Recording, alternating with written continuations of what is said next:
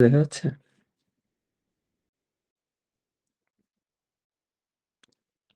ওকে। তাহলে আমরা ১ম এ কোয়েশ্চেনে চলে যাই। সো আমাদের ফার্স্ট কোয়েশ্চেন এখানে হচ্ছে জানতে চাচ্ছে which of the following is the most likely diagnosis? তাহলে আমরা যখন এসবিএস সলভ করব, তখন আমরা ফার্স্ট কোয়েশ্চেন দেখে নিব আর অপশন লাগবে দেখে নিব। তাহলে একটা আইডিয়া পাওয়া যেতে পারে। লাইক এই কোয়েশ্চেনে আমরা অপশনটা দেখি। টেনশন হেডেক আছে, migraine, analgesia induced headache, primary stabbing headache, paroxysmal hemicrania. তাহলে কোয়েশ্চেন পড়তে এবং অপশন দেখতে আমাদের হাইয়েস্ট কয়েক সেকেন্ড সময় লাগতে পারে। তাহলে কোয়েশ্চেন এবং অপশনগুলো দেখলে আমরা একটা আইডিয়া পাবো যে কি এখানে হেডেক রিলেটেড কোনো একটা কোয়েশ্চেন আসছে। সব কোয়েশ্চেনে বোঝা যাবে এমন না, তবে বেশিরভাগ কোয়েশ্চেনে আইডিয়া পাওয়া যাবে। তাহলে এই হেডেক গুলো আমরা কিভাবে আলাদা করব এই পয়েন্টটা আমাদেরকে খুঁজে বের করতে হবে কোয়েশ্চেন থেকে। তাহলে 29-year-old man presents with right-sided orbital headache. He has 5 attacks of stabbing sharp pains behind the right orbit per day, each lasting 10 to 20 minutes. During attacks, he also experiences rhinorrhea and ptosis. He has been taking codeine and paracetamol for the last 3 months with minimal improvement. On examination, BP normal, heart rate normal, irregular. Neurological examination is entirely normal. Hematology and biochemistry unremarkable. তাহলে একটা young man, তার হচ্ছে unilateral headache আছে, unilateral severe headache.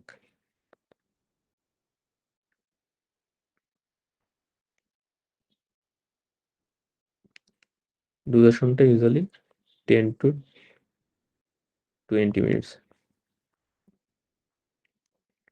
সাথে rhinorrhoea আছে, ptosis আছে।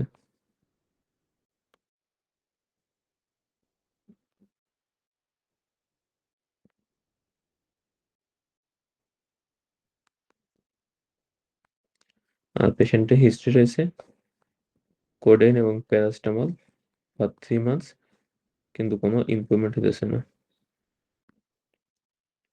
Minimal improvement.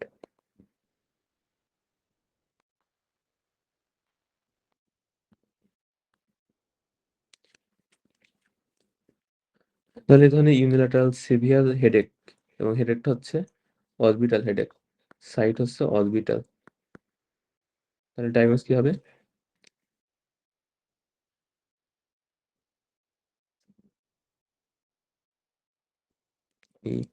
Excellent. তাহলে প্যারাক্সিসমাল hemicrania এটা হচ্ছে এক ধরনের ইউনিল্যাটারাল সিভিয়ার অরবিটাল হেডেক নিয়ে প্রেজেন্ট করে। ডিউরেশন থাকে usually less than 30 minute, 5 to 30 minute হইতে পারে। সাথে পেশেন্টের অটোনমিক ডিস্টার্বেন্স থাকতে পারে। হর্নাসিনের ফিচার থাকতে পারে, লাইক টোসিস থাকতে পারে, মায়োসিস থাকতে পারে, রাইনোরিয়া থাকতে পারে, কনজেনিটাল কনজেশন থাকতে পারে। আর ইউজুয়ালি নরমাল যে আ পেইন কিলার যেগুলো ইউজুয়ালি এগুলোতে রেসপন্স করে না, যেমন প্যারাসিটামল, কোডিন এগুলোতে। তাহলে বাকি অপশনগুলো যদি আমরা দেখি, tension type headache. Tension type headache usually থাকে হচ্ছে বাইলেটারাল ব্যান্ড লাইক, এবং এখানে আদার যে ফিচার্স গুলো আছে এই ফিচার্স গুলো কোনটা ইউজুয়ালি থাকে না। ডিউরেশন থাকে আরেকটু বেশি। মাইগ্রেনের ক্ষেত্রে হেডেক ইউনিল্যাটারাল, বাইলেটারাল ২ টা হইতে পারে। আমরা আলাদা করব হচ্ছে মাইগ্রেনে কি থাকবে, ফটোফোবিয়া থাকবে, ফোনোফোবিয়া থাকবে। তারপর হচ্ছে ভিজুয়াল অরা থাকতে পারে যদি ক্লাসিক্যাল মাইগ্রেন হয়। আর ডিউরেশন থাকবে আরো বেশি, ইউজুয়ালি 4 to 72 আওয়ার্স এমন ডিউরেশন থাকে।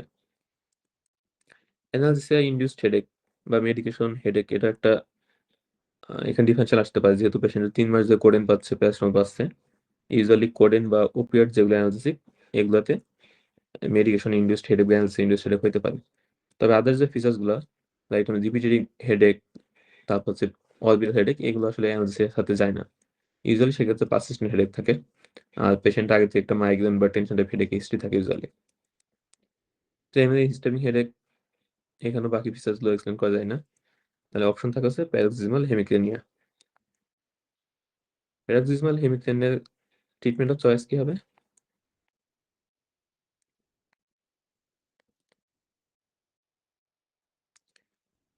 প্যারক্সিসমাল হেমিক্রেনিয়ার সাথে আর ২ টা হেডেকের কনফিউশন হয়। একটা হচ্ছে ক্লাস্টার হেডেক, আরেকটা বলা হয় সাঙ্কড। ফুল ফর্মটা কঠিন, মনে রাখলেও সমস্যা নেই। তাহলে ক্লাস্টার হেডেক, প্যারক্সিসমাল হেমিক্রেনিয়া আর সাঙ্কড, এই ৩ টা হচ্ছে সবচেয়ে বেশি কনফিউশন হয়। পার্থক্য করা একটু কঠিন হয়ে যায়। এর মধ্যে সাঙ্ক যেটা হচ্ছে সবথেকে শর্ট ডিউরেশন, ইউজুয়ালি সেকেন্ডস। তাহলে বলা হয় 5 to 120 সেকেন্ডস বা লেস দেন 2 মিনিট। আর পার ডে তে দেখা যাচ্ছে কয়েকশো বার এই ধরনের হেডেক হতে পারে। তাহলে এটা অনেকটা ট্রাইজেমিনাল নিউরোলজির মতো, ভেরি শর্ট ডিউরেশন আর মাল্টিপল অ্যাটাক হবে, around 100 to 300 attack per day. Cluster হেডেকটা হচ্ছে সব থেকে বেশি duration, usually 30 to 90 minute duration থাকে, বা অনেক সময় আপ টু 3 আওয়ার্স পর্যন্ত থাকতে পারে। আর অ্যাটাক হবে হচ্ছে ইউজুয়ালি পার ডে তে একটা বা দুইটা, হাইয়েস্ট 5 থেকে 7টা হইতে পারে। আর প্যারাক্সিসমাল হেমিক্রেন হচ্ছে মাঝামাঝি দুইটা। তাহলে এখানে ডিউরেশন থাকে ইউজুয়ালি 5 to 15 মিনিটস। আর অ্যাটাক হবে ইউজুয়ালি দেখা যাচ্ছে পার ডে তে 8 to 10 বা 15 অ্যাটাকস এরকম হতে পারে। তাহলে ডিউরেশন দেখে এবং অ্যাটাক পার ডে তো কটা হচ্ছে এটা দেখে আমরা আলাদা করতে পারবো। আর ডিউরেশন অ্যাটাক যদি মানুষের মনে থাকে সেক্ষেত্রে আরেকটা জিনিস ইম্পর্টেন্ট আছে, সেটা হচ্ছে ক্লাস হেডেক গুলা একটা সার্কেডিয়ান রিদম মেনটেন করে।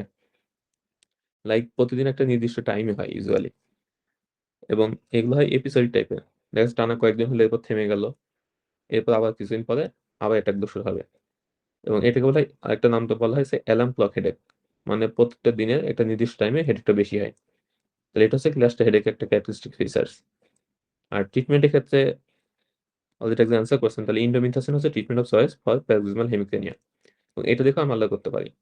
তাহলে ইন্ডোমিথাসিনে বাকি দুটো ইউজুয়ালি রেসপন্স করে না, ক্লাস্টার হেডেক এবং সান্ট এই দুটো রেসপন্স ইন্ডোমিথাসিন খুব একটা করে না। তো প্যারাক্সিসমাল হেমিক্রেনিয়া এটা ইন্ডোমিথাসিনে খুবই ভালো রেসপন্স করে।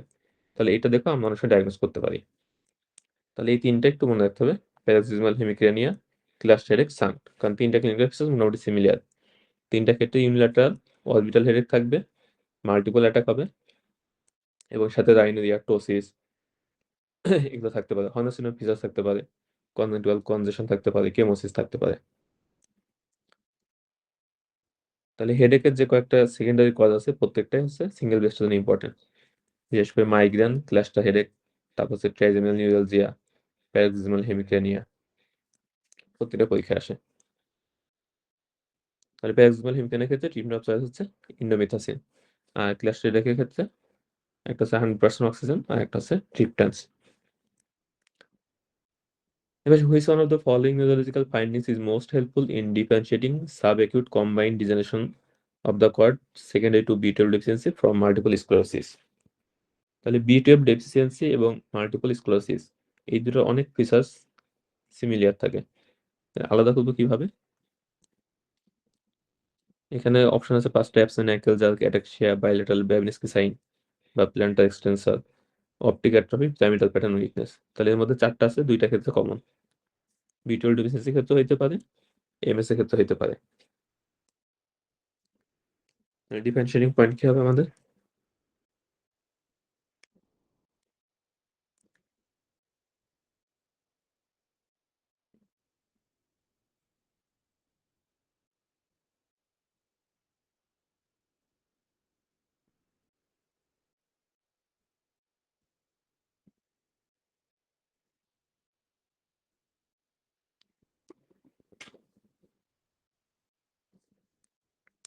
ওকে, তাহলে ফার্স্ট আমরা দেখি B12 deficiency feature. B12 deficiency ডেফিসিয়েন্সিটা বক্স আছে, ওখানে আলাদা করে লেখা আছে কোন কোন জায়গায় ইনভলভমেন্ট হয়। একটা হচ্ছে অপটিক নার্ভ, তারপর হচ্ছে স্পাইনাল কর্ড, আর একটা খুব সম্ভবত সেরেবেলাম সেল, এটা আমার এক্স্যাক্টলি মনে নেই। তাহলে অপটিক নার্ভ ইনভলভমেন্টের জন্য হয় হচ্ছে optic atrophy. Spinal cord involvement হবে, এখানে কি ইনভলভমেন্ট হতে পারে? এখানে সাবঅ্যাকুট কম্বাইন্ড ডিজেনারেশন। তাহলে একটা হচ্ছে ডরসাল কলাম ইনভলভমেন্ট হবে, যেটা কারণে ভাইব্রেশন পজিশন সেন্স লস হবে। আর একটা হচ্ছে কর্টিকো স্পাইনাল ট্র্যাক্ট ইনভলভমেন্ট হবে, বাইলেটারাল। সো বাইলেটারাল আপার মর্টিং সাইন পাবো আমরা।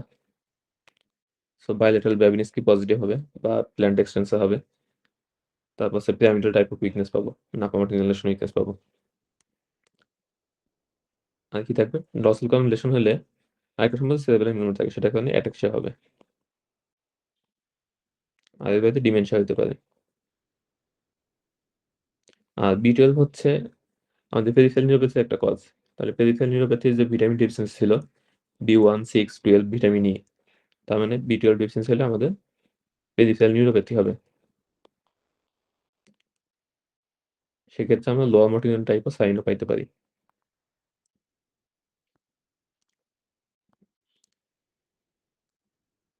তাহলে B12 ডেফিসিয়েন্সির ক্ষেত্রে আপার মোটর নিউরন সাইন পাওয়া যেতে পারে, লোয়ার মোটর নিউরন সাইন পাওয়া যেতে পারে, সেন্সরি লস হতে পারে, অপটিক অ্যাট্রফি হতে পারে, ডিমেনশিয়া হতে পারে।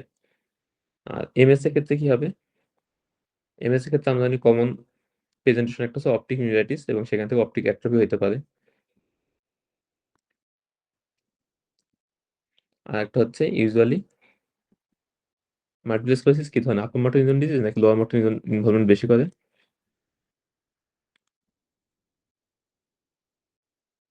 আপার মোটর নিউরন বাদ দেন, সেন্ট্রাল নার্ভাস সিস্টেম নাকি পেরিফেরাল নার্ভাস সিস্টেম ইনভলভমেন্ট বেশি করে? আপার মোটর লোয়ার মোটর একটু প্যাচ লেগে যাবে না। তাহলে MS হচ্ছে ইউজুয়ালি CNS ইনভলভমেন্ট করে। আর B12 এর ক্ষেত্রে central nervous system, peripheral nervous system দুইটাই ইনভলভমেন্ট হয়। কারণ পেরিফেরাল নিউরোপ্যাথি একটা কজ কিন্তু B12 ডেফিসিয়েন্সি। তাহলে পার্থক্য হচ্ছে কি? B12 এর CNS আর পেরিফেরাল নার্ভাস সিস্টেম দুইটাই ইনভলভমেন্ট হবে। মাল্টিপল স্ক্লেরোসিসে শুধু CNS ইনভলভমেন্টটা বেশি হবে। আর এখানে পেরিফেরাল নার্ভাস সিস্টেমের ফিচার কোনটা আছে? এ। তাহলে অ্যাবসেন্ট অ্যাঙ্কেল জার্ক এটা হচ্ছে B12 ডেফিসিয়েন্সি ফিচার। তাহলে B12 ডেফিসিয়েন্সিতে আমরা অ্যাবসেন্ট অ্যাঙ্কেল জার্ক পাই, MS এ ইউজুয়ালি পাই না। পাওয়া যেতে পারে খুবই রেয়ার কেসে এবং আনকমন, ওইটা মনে রাখলে চলবে। আর অপটিক নার্ভ এটা হচ্ছে আমরা এর আগে পড়ছিলাম যে পেরিফেরাল নার্ভের মধ্যে কি কি আছে? ক্রানিওস্যাক্রাল এবং এই ক্রেনিয়াল নার্ভ, আরেকটা হচ্ছে ক্রানিওস্যাক্রাল না, ক্রেনিয়াল নার্ভ, আরেকটা হচ্ছে স্পাইরাল নার্ভগুলা। ক্রেনিয়াল নার্ভের মধ্যে ব্যতিক্রম হচ্ছে দুইটা, একটা হচ্ছে অপটিক নার্ভ আর একটা হচ্ছে অলফ্যাক্টরি নার্ভ। এই দুটো অরিজিন হয় কোথা থেকে?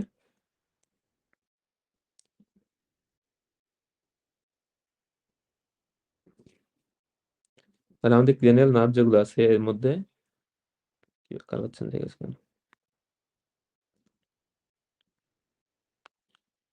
ক্রেনিয়াল নার্ভ 1 and 2 মানে হচ্ছে অপটিক নার্ভ এবং অলফ্যাক্টরি নার্ভ, এই দুটো আসে আমাদের থেকে ব্রেন থেকে, ডায়ানসেফালিন থেকে অনেক সময় বলা হয়। 3, 4 আসে মিড ব্রেন থেকে, 5, 6, 7, 8 পন্স, 5টা যদিও কমন, পন্স এবং মেডুলা দুইটাতে কমন থাকে। 11, 12 আসে মেডুলাতে। এর মধ্যে ব্রেন ম্যাটার থেকে বা CNS একটা পার্ট হিসেবে হচ্ছে 1, 2 এটার অরিজিন হয়। যে কারণে যে ডিজিজগুলো CNS কে ইনভলভমেন্ট করে, সেন্ট্রাল নার্ভাস সিস্টেমকে ইনভলভমেন্ট করে, সেই ডিজিজগুলো দেখা যায় অপটিক নার্ভকে ইনভলভমেন্ট করে। যে কারণে মাল্টিপল স্ক্লেরোসিস অন্যান্য নার্ভকে খুব একটা ইনভলভমেন্ট না করলেও অপটিক নার্ভ ইনভলভমেন্টটা MS এর ক্ষেত্রে কমন। এটা হচ্ছে যে অরিজিনের কারণে অন্যান্য নার্ভের থেকে অলফ্যাক্টরি এবং অপটিক নার্ভের অরিজিনটা একটু ডিফারেন্ট।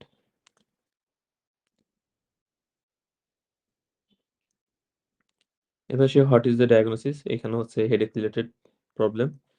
তাহলে 40-year-old man describes intermittent unilateral pain above and behind his left eye, which has woken him from sleep every night for the previous 7 days. Pain is described as severe and stabbing, lasting about 30 minutes and making him restless and agitated. It is associated with tearing from his left eye and nasal stiffness. When he looked in the mirror during attacks, he had noted his left eyelid drooping. He remembers he had experienced similar symptoms for about a month last year, but they had resolved spontaneously and he had not sought medical attention. Physical examination is normal. He is lifelong smoker. তাহলে পেশেন্টের রিপিটেটিভলি unilateral headache হইতেছে এবং usually orbital headache, এবং পেশেন্টের headache কারণে last 7 দিন ঘুম ভেঙে যাচ্ছে প্রতিদিন রাতে। হেডেকের ডিউরেশনটা হচ্ছে অ্যারাউন্ড 30 মিনিটস। আর ডিউরিং হেডেক পেশেন্ট থাকে রেস্টলেস অ্যান্ড এজিটেটেড। পেশেন্টের সাথে টোসিস আছে, নেজাল স্টিফনেস আছে আর টিয়ারিং আছে। আর পেশেন্টের সিমিলার সিম্পটমস ছিল about for about a month last year, মানে 1 বছর আগে পেশেন্টের 1 মাস এরকম সিম্পটমস ছিল। এক্সেলেন্ট। তাহলে এটা হচ্ছে ক্লাস্টার হেডেকের একটা ক্লাসিক্যাল সিনারিও। ক্লাস্টার হেডেকের ক্ষেত্রে ২ টা জিনিস থাকে। একটা হচ্ছে আমি বললাম যে এটা প্রতিদিন একটা নির্দিষ্ট টাইমে হয়। যেখানে এটাকে বলা হয় alarm clock headache. Alarm clock যখন নির্দিষ্ট টাইমে বাজে প্রতিদিন, এই হেডেকটা ইউজুয়ালি প্রত্যেকটা দিন একটা নির্দিষ্ট টাইম হবে। এবং হেডেকগুলো ইউজুয়ালি রাতে বেশি হয় এবং রাতেও রোগীর ঘুম ভেঙে যায়। তাহলে এটা একটা ক্যারেক্টারিস্টিক ফিচার। আরেকটা হচ্ছে পেশেন্টগুলো ইউজুয়ালি রিল্যাপসিং এবং রিমিটিং হেডেক থাকে। যেমন দেখা যাচ্ছে কোনো একটা মাসে টানা কয়েকদিন ৭ দিন বা ১০ দিন হলো। তারপর আবার সে কয়েক মাস ভালো রয়েছে। তারপর হঠাৎ করে আবার শুরু হলো হেডেকটা। এবং যখন হেডেকটা শুরু হয় তখন ইউজুয়ালি টানা কয়েকদিন থাকে। প্রত্যেক দিনের নির্দিষ্ট টাইমে হবে এবং ডিউরেশন থাকবে ইউজুয়ালি 30 মিনিটস টু 3 আওয়ার্স এরকম ডিউরেশন থাকবে। আর এর সাথে কি থাকতে পারে? অটোনমিক ফিচারস গুলো থাকতে পারে, টোসিস থাকতে পারে, রাইনোরিয়া থাকতে পারে, নেজাল কনজেশন থাকতে পারে। তাহলে এটা হচ্ছে ক্লাস্টার হেডেক একটা ক্লাসিক্যাল সিনারিও। ক্লাস্টার হেডেক আর মাইগ্রেন অনেক সময় সিনারিও নিয়ে কনফিউশন হতে পারে। অনেক সময় ২ টা ফিচার্স একই রকমের দিয়ে দিতে পারে। সেক্ষেত্রে আমাদের দেখতে হবে আরেকটা পয়েন্ট যে ক্লাস্টার হেডেক পেশেন্ট গুলো থাকে রেস্টলেস অ্যান্ড এজিটেটেড। আর মাইগ্রেনের পেশেন্ট গুলো থাকে ইউজুয়ালি কাম অ্যান্ড কোয়াইট। মানে মাইগ্রেনের রোগীগুলো ইউজুয়ালি লাইট-টাইট বন্ধ করে ডার্ক রুমে চুপচাপ শুয়ে থাকতে পছন্দ করে। আর ক্লাস্টার হেডেক পেশেন্ট গুলো যখন হেডেক হয় তারা খুবই রেস্টলেস থাকে এবং হচ্ছে তখন এজিটেটেড থাকে, অ্যাংশাস থাকে। তাহলে এটা থেকে ক্লাস্টার হেডেক এবং মাইগ্রেনকে ডিফারেনশিয়েট করা যায়। প্যারাসিটামল হেমিকথিনি আপনাদেরকে বলছিলাম যে এটার ডিউরেশন হবে আরেকটু কম। আর হচ্ছে যে অ্যাটাক হবে আরো বেশি। আর এই ধরনের যে সার্কাডিয়ান রিদম মেইনটেইন করে ইউজুয়ালি মেইনটেইন করে না আরকি। মানে দিনের একটা নির্দিষ্ট টাইম হবে এরকমটা থাকে না। এরপর টেম্পোরাল আর্থ্রাইটিস ইউজুয়ালি হয় হচ্ছে ওল্ড এজে, usually more than 50 or 60 years of এজে এবং সাথে পেশেন্টের হচ্ছে যে টেন্ডারনেস থাকতে পারে। অনেক সময় ESR টা বেশি থাকতে পারে, অ্যানিমিয়া থাকতে পারে পেশেন্টের। সেখানে যেহেতু বয়স মেটাতে আসতেছে না। আর ট্রাইজেমিনাল নিউরালজিয়া এটা তো ভেরি শর্ট ডিউরেশন থাকবে। Just a few seconds. আর পেইনটা ইউজুয়ালি ল্যান্সেটিং পেইন এবং পেইনটা ইউজুয়ালি ফেসিয়াল পেইন। তার এখানে ডায়াগনোসিস হচ্ছে cluster headache. Treatment of choice কি হবে এখানে আমাদের?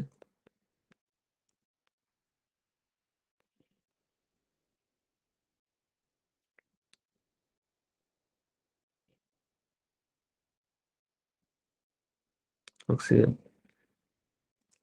তাহলে ২ টা ট্রিটমেন্ট অপশন আছে। একটা হচ্ছে 100% অক্সিজেন থেরাপি, আরেকটা হচ্ছে ট্রিপটেন। তাহলে এটা হচ্ছে FCS এর যেকোনো একটা অপশনই দিবে ইউজুয়ালি দিলে।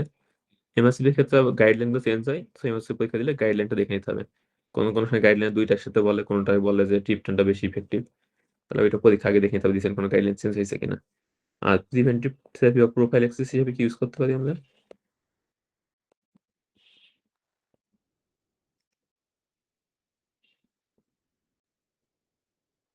ভেরাপামিন। তাহলে এই ২ টা পরীক্ষা আসে কমনলি। একটা হচ্ছে একুট কেসে কি ট্রিটমেন্ট দেব। ২ নম্বর হচ্ছে প্রোফাইল্যাক্সিস। আরেকটা আসে না যদিও ডেভিডসনে আছে। সেটা হচ্ছে যদি বেশি সিভিয়ার কেস হয় সেক্ষেত্রে আমরা লিথিয়াম ইউজ করতে পারি অনেক সময়। এক্সেলেন্ট। তাহলে তো আমরা জানেনই সবাই। এটা হচ্ছে আরেকটা খুবই ইম্পোর্টেন্ট কোয়েশ্চেন।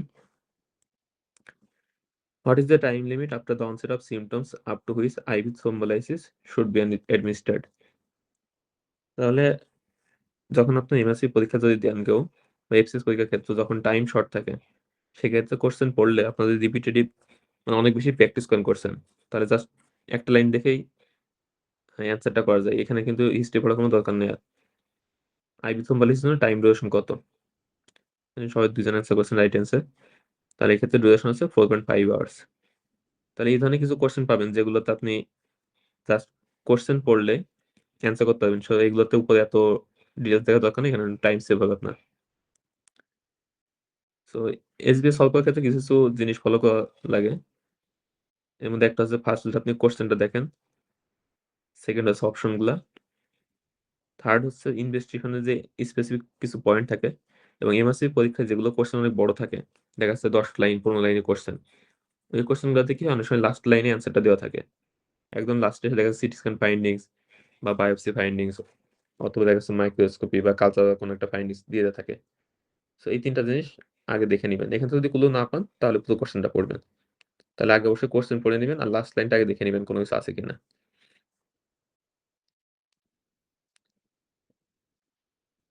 এটাও করবেন হচ্ছে যখন টাইম স্বল্প থাকবে। যখন টাইম বেশি থাকবে তখন সব কোয়েশ্চেনই পুরোটা পড়ার চেষ্টা করবেন। কারণ কোয়েশ্চেন অনেক সময় মাঝখানে কনফিউজিং কিছু পয়েন্ট দেয়া থাকে, যেটার কারণে আপনার অ্যান্সার চেঞ্জ হইতে পারে। তাহলে যখন অনেক বেশি কোয়েশ্চেন সলভ করবেন তখন এগুলো নিজে ধরতে পারবেন যে কোন কোয়েশ্চেন আমার পুরোটা পড়া লাগবে আর কোনটায় আমার টাইম সেভ করতে হবে। Given the likely diagnosis, which of the following is the most appropriate management? A 58-year-old woman is referred by her general practitioner to the hospital. She complains of recurring attacks of room spinning around her in a horizontal plane, which is happening on multiple occasions every day. Each attack lasts about 10 seconds and seems to occur whenever she turns in bed, lies down, or sits up from the supine position.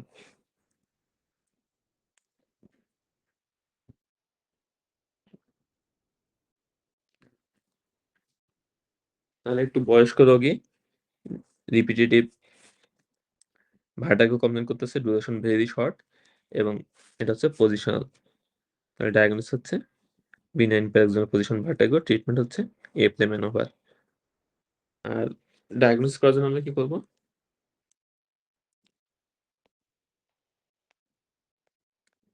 ডিসলফেট manoeuvre. তাহলে benign paroxysmal position ভার্টিগোর ক্ষেত্রে ২ টা point মনে রাখা লাগবে। একটা হচ্ছে very short duration, usually seconds. আর একটা হচ্ছে পজিশনাল। এখানে যেটা দেওয়া আছে এটা হচ্ছে সবচেয়ে ক্লাসিক্যাল। যেটা হচ্ছে যে বেডে যখন সাইড চেঞ্জ করে এক পাশ থেকে আরেক পাশ ঘুরে, অথবা বেডে শোয়া থেকে যখন বসতে যায়, এই সময়গুলোতে ভার্টিগোটা বেশি হয়। আর ডিউরেশন থাকে কয়েক সেকেন্ড। তাহলে এটা খুবই ক্লাসিক্যাল। এই ২ টা পয়েন্ট মনে রাখলে ভিভিপি ডায়াগনোস করা যাবে। এবং রোগীদের ক্ষেত্রে আপনারা যখন দেখবেন রোগীরা এই সেম কমপ্লেইনই করে। যে কয়েক সেকেন্ড থাকবে আর যখন আমি এই পাশ থেকে ওই পাশ হই বিছানায়, তখন এটা বেশি হয়। ডায়াগনোস হচ্ছে ডিসলফিক ম্যানোভার, ট্রিটমেন্ট হচ্ছে এপ্লে ম্যানোভার। তাহলে এই একটা লাইন ২ টা, ৩ টা, ৪ টায় ৪ টা পয়েন্ট, ৪ টায় পরীক্ষায় আসার মতো। যেকোনো পরীক্ষায় এটা আসতে পারে।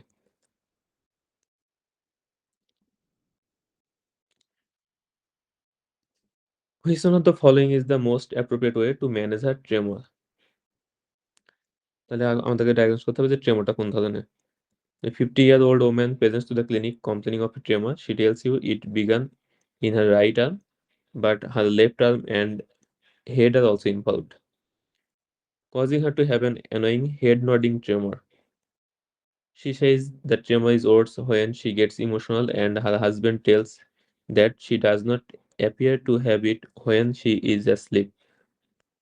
She tells you that her father had the same problem when approached a similar age. On examination, her gait, balance, tone, reflex all are normal. Handwriting also appears normal. তাহলে ডায়াগনোসিস কি? Essential trimmer. তাহলে এটা আসলে ১ম line দেখে বোঝা গেছে, কোন পেশেন্ট যখন হেড নোডিং থাকে বা হেড ইনভলভমেন্ট হয়, তাহলে ডেভিডসন একটা বক্স আছে, এখানে পার্টিকুলারলি বলা আছে যে পার্কিনসন ডিজিজে ইউজুয়ালি হেড ইনভলভমেন্ট হয় না। তাহলে হেড ট্রিমার যদি হেড ইনভলভমেন্ট হয়, এটা ইউজুয়ালি হয় এসেনশিয়াল ট্রিমারে, এবং এসেনশিয়াল ট্রিমারের ক্ষেত্রে পেশেন্টের ফ্যামিলি হিস্ট্রি থাকতে পারে। ট্রিটমেন্টের চয়েস আছে প্রোপানল।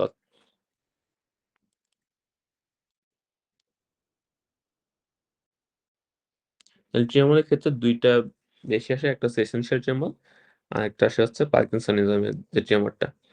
পার্কিনসন ট্রিমারের পার্থক্য হচ্ছে সাথে পার্কিনসন ট্রিমারগুলো ইউজুয়ালি অ্যাসিমেট্রিক্যাল থাকবে এবং হেড কখনো ইনভলভমেন্ট হবে না। আর এর সাথে রিজিডিটি, ব্র্যাডিকাইনেসিয়া, আদার্স যে ফিচারস গুলো আছে সেগুলো থাকবে। Which one of the following treatment options is the most appropriate? তাহলে ডায়াগনোসিস কে দেখি আমরা। 66-year-old previously fit and well man attends with difficulty walking, mild dementia, most notably a loss of interest in daily activities and loss of bladder control. তাহলে পেশেন্টের walking difficulty আছে, dementia আছে, আর আছে urinary incontinence আছে। A diagnosis of normal pressure hydrocephalus is made after a CT scan and magnetic resonance imaging. তাহলে এই পেশেন্টটার ক্ষেত্রে আমরা যদি মানে আমাদের যে রুলস বলছিলাম এটা যদি ফলো করি, তাহলে লাস্ট লাইন পড়লে আসলে আমরা আর ১ম হিস্ট্রি পড়া লাগতো না। তাহলে এনপিএস এর ক্ষেত্রে ট্রিটমেন্ট অফ চয়েস কি? অ্যাসিটোজোলামাইড আমরা হচ্ছে যে ইউজ করি, এটা হচ্ছে ইডিওপ্যাথিক ইন্ট্রাক্রেনিয়াল হাইপারটেনশনের ক্ষেত্রে সেটা আলাদা।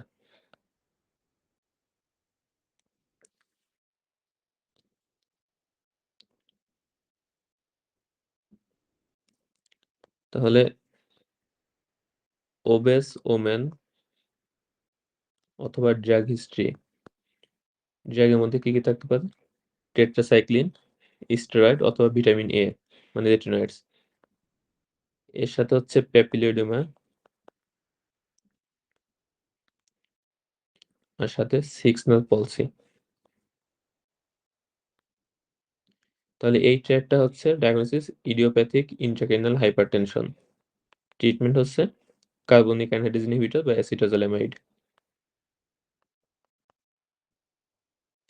এটা হচ্ছে ইয়ং পেশেন্ট ক্ষেত্রে হবে ইউজুয়ালি।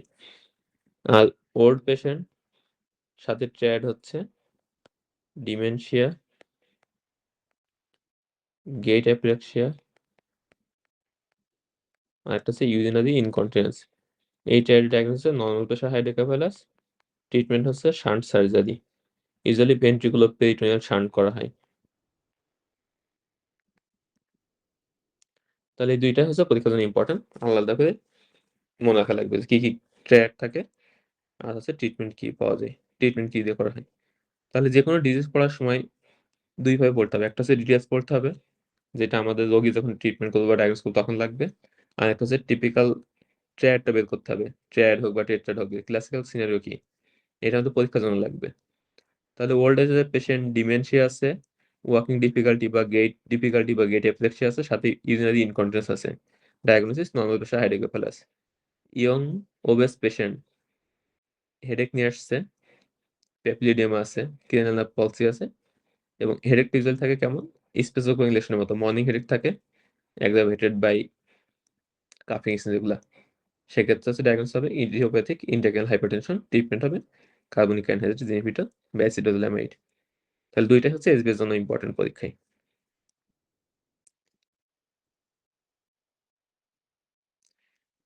এপাশে which of the following is the most appropriate treatment. তাহলে ট্রিটমেন্ট জানতে চাইছে আমাদের আগে অবশ্যই ডায়াগনোস করতে হবে। তাহলে আমরা যদি লাস্ট লাইন পড়ি, আমরা যেটা বলছিলাম যে শর্টকাট গুলো হচ্ছে লাস্ট লাইন আগে পড়া। তাহলে লাম্বার পাংচার ইজ প্ল্যান্ড, এখানে কিছু নাই। An unenhanced CT scan shows hypodense areas in both temporal lobes. তাহলে যারা এমআরসি পরীক্ষার প্রিপারেশন নিচ্ছেন তারা একটু দেখলে বুঝতে পারবেন যে এখানে ডায়াগনোসিস কি।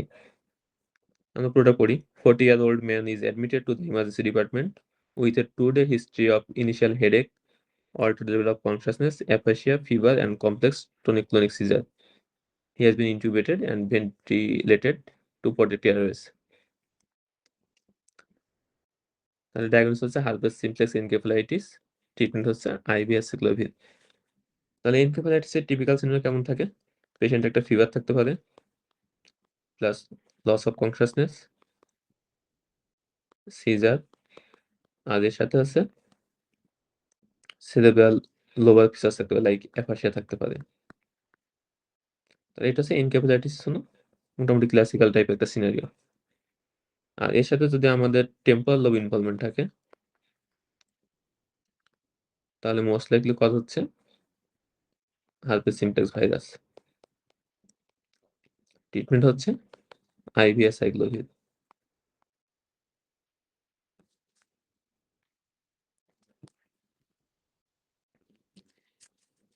অ্যাসাইক্লোভির কথা যখন আসছে তখন আমরা একটা জিনিস একটু জেনে রাখি, অ্যাসাইক্লোভি হচ্ছে একাই করতে পারে, কিভাবে একাই করে এটা অনেক সময় পরীক্ষায় আসে। তাহলে অ্যাসাইক্লোভির মেকানিজম কি? একাই কয়েকটা টাইপ ছিল, প্রিরেনাল, রেনাল, পোস্ট রেনাল। এর মধ্যে অ্যাসাইক্লোভি কোনটা করে?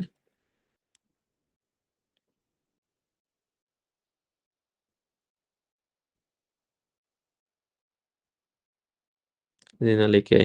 Yes, right answer. তাহলে এটা হচ্ছে ক্রিস্টাল নেফ্রোপ্যাথি করে, রেনাল একাই করতে পারে। তাহলে কোনো পেশেন্ট যদি আমরা অ্যাসাইক্লোভির দিই তাহলে তার আগে অবশ্যই আমাদের রেনাল ফাংশনটা চেক করা লাগবে। তাহলে এই ওয়ার্ড আমরা ইউজুয়ালি ইনকমপ্লিট পেশেন্ট কমনলি পাই, তাহলে সেক্ষেত্রে এটা একটু খেয়াল রাখতে হবে। এরপর হচ্ছে what is the most likely diagnosis? A 26-year-old woman is referred for an evaluation of dysphagia. On examination, she has bilateral ptosis, facial weakness, and atrophy of temporalis. She says she has difficulties relaxing her grip, especially in cold weather, and that her father had similar problems. তাহলে young patient, dysphagia আছে, bilateral ptosis আছে, facial weakness আছে, difficulty in relaxing grip আর family history আছে। তাহলে diagnosis হচ্ছে মায়োটনিক dystrophy type 1। তাহলে মায়োটনিক dystrophy এর আগে এফসিএস পরীক্ষায় আসছে। মায়োটনিক ডিস্ট্রফি পরীক্ষা আসার জন্য খুবই কমন কোয়েশ্চেন, কারণ এখানে কয়েকটা জিনিস আছে, যেমন ডিসপেজিয়া। ডিসপেজিয়া ইভ্যালুয়েশন হিসেবে আসতে পারে, বাইলেটারাল টোসিসে ইভ্যালুয়েশন হিসেবে আসতে পারে, ফেশিয়াল উইকনেসেস ডিফারেনশিয়াল হিসেবে আসতে পারে। এই ৩ টা খুবই কমনলি পরীক্ষায় আসে। টোসিস, ডিসপেজিয়া, তারপর ফেশিয়াল উইকনেস। তাহলে ৩ টার যেকোনো একটা ডিফারেনশিয়াল হিসেবে মায়োটনিক ডিস্ট্রফি আসতে পারে।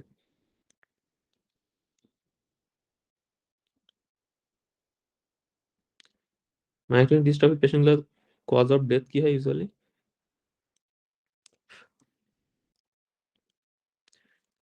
Which clinical feature would be most strongly suggest idiopathic Parkinson's disease as the most likely diagnosis? তাহলে এটা আমাদের কোশ্চেন পড়ার আসলে খুব একটা দরকার নাই। তাহলে ইডিওপ্যাথিক পার্কিনসন ডিজিজের সাজেস্টিভ ফিচার্স কোনটা?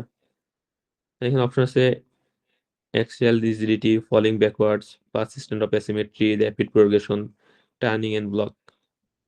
তাহলে সবগুলো হচ্ছে পার্কিনসনিজমের ফিচার। এর মধ্যে ইডিওপ্যাথিকের সাপোর্টিভ কোনটা বেশি? ওকে, কার্ডিওস্টি ফেলে, হ্যাঁ, এটা হচ্ছে রাইট অ্যান্সার। তাহলে মাইগ্রেন ডিস্ট্রফি গুলো পেশেন্টগুলো ইউজুয়ালি কার্ডিয়াক অ্যাবনর্মালিটি থাকে, কন্ডিশন ডিফেক্ট থাকতে পারে, হার্ট ফেলিয়ার থাকতে পারে। মানে কার্ডিয়াক কজে ইউজুয়ালি ডেথ গুলো বেশি হয়। আচ্ছা, তাহলে পার্কিনসনিজমের অনেকগুলো কজ আছে। আমরা জানি মোস্ট কমন কজ হচ্ছে ইডিওপ্যাথিক পার্কিনসনস ডিজিজ। এরপর সেকেন্ড হচ্ছে যে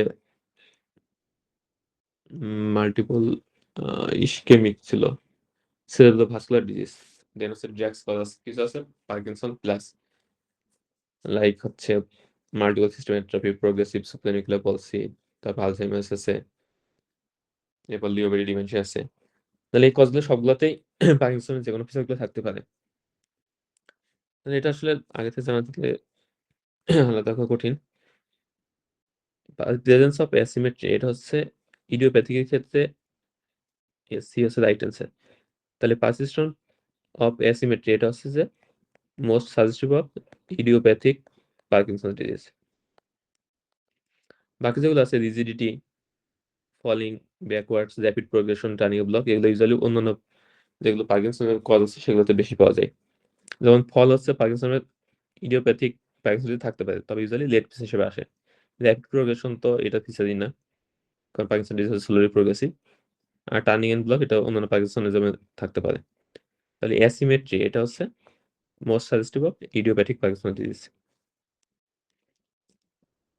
তাহলে পার্কিনসনের যে টিউমার থাকবে এটা ইউজুয়ালি অ্যাসিমেট্রিক্যাল থাকবে বা ইউনিল্যাটারাল থাকবে।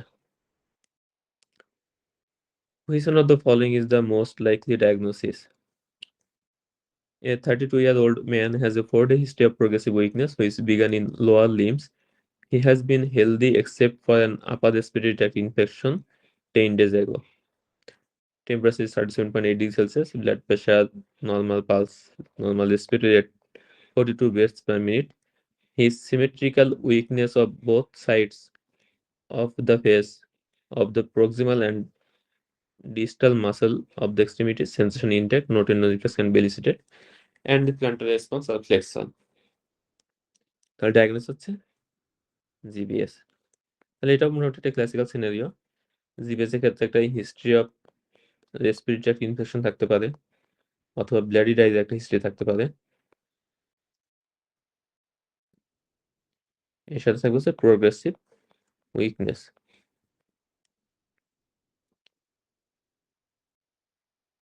উইকনেসটা ইউজুয়ালি সিমেট্রিক্যাল থাকে এবং অ্যাসেন্ডিং প্যাটার্নে থাকে, মানে লোয়ার লিম্বটা আগে ইনভলভমেন্ট হবে, দেন হচ্ছে আপার লিম্ব ইনভলভমেন্ট হবে। এই পেশেন্টের ক্ষেত্রে দেখা যাচ্ছে ফেসিয়াল মাসলগুলো ইনভলভমেন্ট হয়েছে, রেসপিরেটরি মাসলগুলো ইনভলভমেন্ট হয়েছে।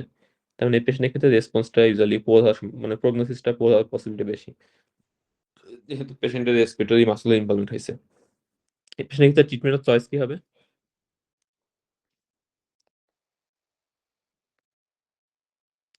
তাহলে আইভি ইমিউনোগ্লোবিন দেব।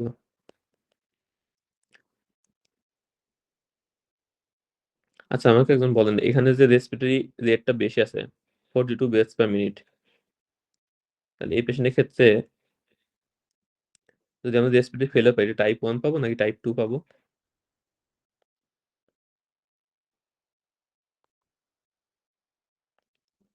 টাইপ 2 রেসপিরেটরি ফেইলিউর পাবো।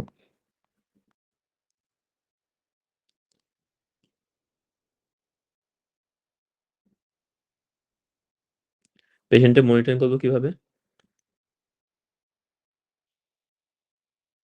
ফোর্সড ভাইটাল ক্যাপাসিটি দেখে। আচ্ছা, এখানে একটা জিনিস, IV ইমিউনোগ্লোবিন, প্লাজমা এক্সচেঞ্জ ২ টাই ট্রিটমেন্ট হিসেবে ট্রিটমেন্ট হিসেবে আমরা ইউজ করতে পারি। তবে IV ইমিউনোগ্লোবিনটা বেশি ইফেক্টিভ প্লাজমা এক্সচেঞ্জ এর চেয়ে। পরীক্ষায় যদি ২ টা অপশন থাকে তাহলে অবশ্যই IV ইমিউনোগ্লোবিনটা অ্যান্সার করতে হবে। আচ্ছা, টাইপ 2 রেসপিরেটরি ফেইলিউর আমরা পাইলাম মায়োসিন গ্রেভিসের ক্ষেত্রে। এই পেশেন্টের যদি আমরা পালস এক্সামিন করি, পালসের ক্যারেক্টারিস্টিক্স কেমন পাবো? পেরিফেরিটা কেমন থাকবে? তাহলে পেরিফেরি থাকবে হচ্ছে 1। পালস কেমন থাকবে? Bounding pulse.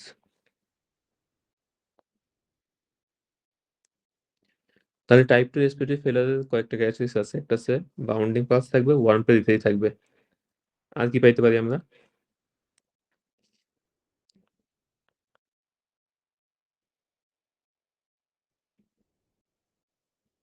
Flapping tremor, excellent. তাহলে এটা মিস করা যাবে না, ফ্ল্যাপিং ট্রেমর। আরেকটা সিম্পটমস থাকতে পারে পেশেন্টের মর্নিং হেডেক থাকতে পারে। তাহলে কার্বন ডাই অক্সাইড রিটেনশন হলে মর্নিং হেডেক থাকে। ফ্ল্যাপিং ট্রেমরটা খুবই ইম্পর্টেন্ট। আমাদের ফ্ল্যাপিং ট্রেমরের ক্ষেত্রে ৩ টা জিনিস মনে রাখবেন।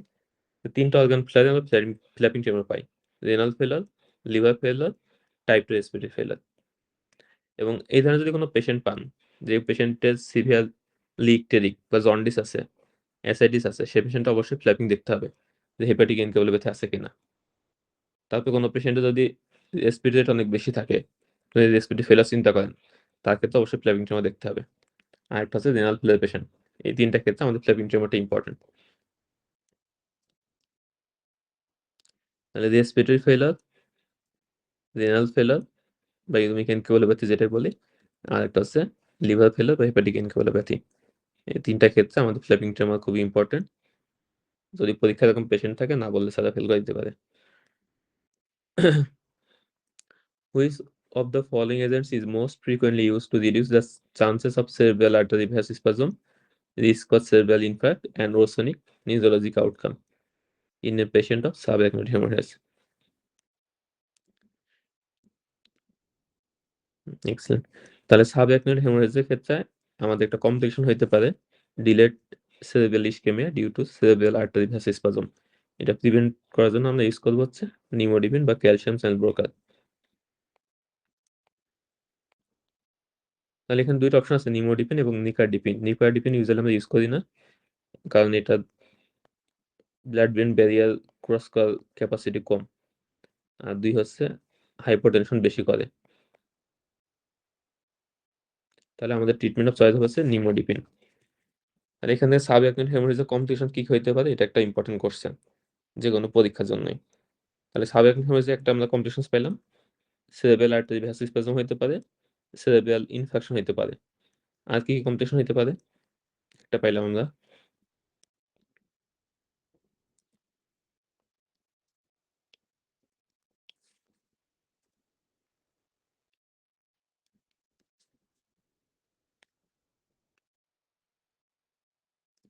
তাহলে সাবঅ্যাকুইট হেমোরেজের কমপ্লিকেশনের মধ্যে আরো হইতে পারে হাইপোনাট্রিমিয়া হইতে পারে,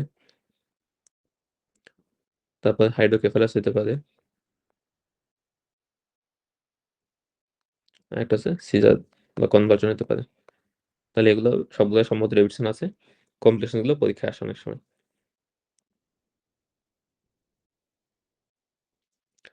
What is the most likely diagnosis? A 17-year-old girl was admitted to the emergency department after suffering a generalized tonic-clonic seizure at 7 hours. She has been to a nightclub the night before and only went to bed at 3 hours.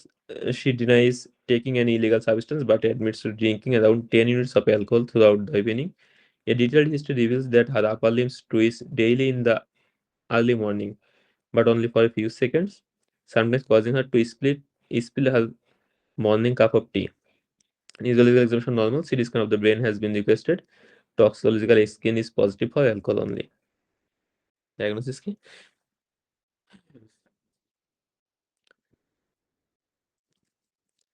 তাহলে এই কোশ্চেনটা থেকে আসলে এই question আমাদের MSc part 1 পরীক্ষায় ছিল। Same question. তাহলে এই কোশ্চেনের সবথেকে ইম্পোর্টেন্ট গুলো হচ্ছে এই যে spill her spill her morning cup of tea. এই সেম লাইনটা আমার যেবার আমি পরীক্ষা দিয়েছিলাম সেবারেই একই লাইনটা লেখা ছিল। তাহলে জুভেনাইল মায়োক্লোনিক এপিলেপসি এই পেশেন্টগুলোর সাথে মানে একটা ক্যারেক্টারিস্টিক পয়েন্ট যদি মনে রাখেন তাহলে এটা মনে রাখতে হবে। এই পেশেন্টগুলোর ক্ষেত্রে ইউজুয়ালি হিস্ট্রি থেকে মর্নিং এ তাদের হাত থেকে চায়ের কাপ পড়ে যেতে পারে বা পানির গ্লাস পড়ে যেতে পারে। যেহেতু এখানে আছে যে মায়োক্লোনাস হয় বা জার্ক হয়। আর এর সাথে টনিক-ক্লোনিক সিজার থাকতে পারে। এগ্রাভেট করে কখন? যদি স্লিপ ডেপ্রাইভেশন হয় বা অ্যালকোহল ইনটেক হিস্ট্রি থাকে। তাহলে এই ক্ষেত্রে পেশেন্টের মেইন সিগনালস থাকবে এই যে limb twitching early in the morning. তাহলে এটা সকালবেলা বেশি হবে এবং এই যে চায়ের কাপ পড়ে যাওয়া, পানির গ্লাস পড়ে যাওয়া, হাত থেকে খাবারের প্লেট পড়ে যাওয়া, এগুলো হচ্ছে খুবই কমন মানে সিনারিও দেয়া থাকে পরীক্ষায়। এই সেম টাইপের সিনারিও পাবেন পরীক্ষাতে। তাহলে এটা ডায়াগনোসিস হচ্ছে জুভেনাইল মায়োক্লোনিক এপিলেপসি।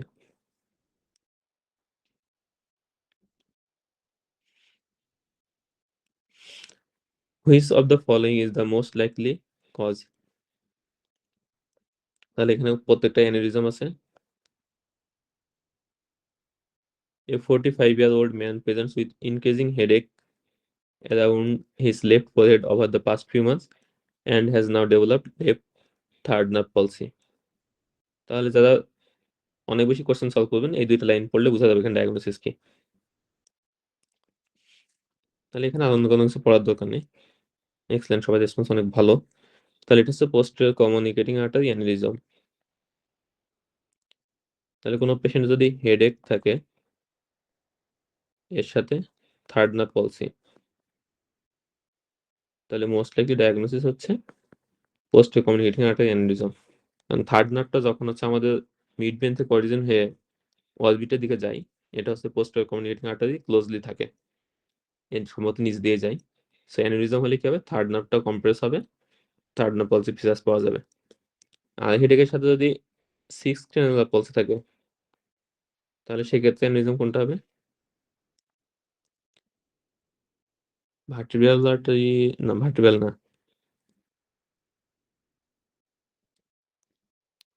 ব্যাজিলার আর্টারি। তাহলে 6 ক্রেনিয়াল ক্ষেত্রে আমাদের হচ্ছে ব্যাজিলার আর্টারি অ্যানিউরিজম হবে। 6 নার্ভের অরিজিন কোথায় থাকে?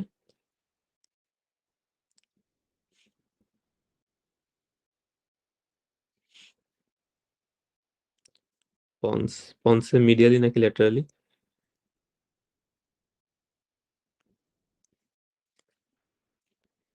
মিডিয়ালি। তাহলে 6 ক্রেনিয়াল না, ল্যাটারালি না, মিডিয়ালি। আচ্ছা, 6 ক্রেনিয়াল নিউক্লিয়াসটা থাকে যে আসলে মিডিয়াল পন্সে, আর বের হওয়ার সময় পন্টোমিডালি জাংশন দিয়ে বের হয়। আমরা এর আগে একটা ছবি আঁকায় দেখাইছিলাম। Mid brain, pons, medulla.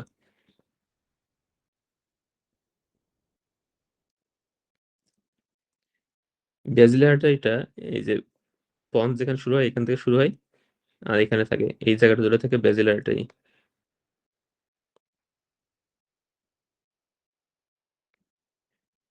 পন্সের মাঝামাঝি। আর এখান থেকে আমাদের যে 6 ক্রেনিয়াল নার্ভের নিউক্লিয়াস গুলো থাকে বা এখান থেকে ফাইবার গুলো বের হয় আরকি। তাহলে এই আর্টারি যদি অ্যানিউরিজম হয় মানে বড় হয়ে যায় তাহলে কম্প্রেস করবে কাকে? 6 নার্ভকে। যে কারণে ব্যাজিলার আর্টারি অ্যানিউরিজম হলে 6 ক্রেনিয়াল পলসি হবে। আর ভার্টিব্রাল আর্টারি থাকে নিচে 2 দিকেই হবে। তাহলে ভার্টিব্রাল আর্টারির সাথে এটা রিলেটেড না। তাহলে এখান থেকে কয়েকটা জিনিস ইম্পর্টেন্ট। একটা হচ্ছে ব্যাজিলার আর্টারি অ্যানিউরিজম হলে আমাদের নার্ভ পলস হবে 6 ক্রেনিয়াল নার্ভ পলসি, সাথে হেডেক থাকবে। সেকেন্ড হচ্ছে মিডিয়াল পন্টেন চিহ্ন হলে 6 ক্রেনিয়াল নার্ভ পলসি পাবো আমরা। আর এটা যেহেতু পন্টোমিডালি জাংশন দিয়ে বের হইতেছে ফাইবার গুলা, সো পন্টোমিডালি জাংশন যদি লেশন হয় তাহলে সেক্ষেত্রে 6 নার্ভ পলসি হইতে পারে। পন্টোমিডালি জাংশন যদি লেশন হলে সেটাকে আমরা কি বলি? ব্রেইনস্টেম সিন্ড্রোমের মধ্যে কোনটাতে হয়? ওয়েবার ছিল, ক্লট ছিল, পেরিনট ছিল, মিলার্ড গুবলার, ওয়ালেনবার্গ। তাহলে মিলার্ড গুবলার সিন্ড্রোমে আমাদের 6 গ্রাম পলসি আমরা ফিচার পাইতে পারি। আচ্ছা, এরপর কোশ্চেন আসি, which one of the following is the most likely diagnosis. তাহলে আপনাদের এসবি ক্লাসগুলো নিয়ে একটা বড় কারণ হচ্ছে কোশ্চেন রিলেট করা আর কি। যখন একটা কোশ্চেন পড়বেন বাকিগুলো পড়ে ফেলবেন, তাহলে মনে থাকবে ভালো আর কি রিলেট করে পড়লে। তাহলে এখানে ডায়াগনোসিস আনসার হচ্ছে 60-year-old lady complains of a sensation of something crawling up her legs and then has an irresistible urge to move her legs just before falling asleep. She gets up several times per night but finds the symptoms settle around 5 a.m. and she can then sleep until 11 a.m. She has an hemoglobin 11.6 gram per deciliter and currently being treated by her GP for iron deficiency anemia. তাহলে এটা হচ্ছে খুবই characteristic একটা scenario. তাহলে একজন female patient, তার ইরেজিস্টিবল urge থাকে to move legs, এবং ইউজুয়ালি হয় ঘুমের আগে ঘুমাইলে ঠিক হয়ে যায়। তাহলে এটা হচ্ছে রেস্টলেস লেগ সিনড্রোমের একটা ক্লাসিক্যাল সিনারিও। আন্ডারলাইং বেশ কিছু কজ আছে, এর মধ্যে সবথেকে বেশি ইম্পর্টেন্ট হচ্ছে আয়রন ডিফিসিয়েন্সি অ্যানিমিয়া। তাহলে এরকম একটা সিনারিও দিয়ে যদি জিজ্ঞেস করে আমাদের নেক্সট ইনভেস্টিগেশন কি হবে, তাহলে অ্যান্সার কি হবে? Serum ferritin.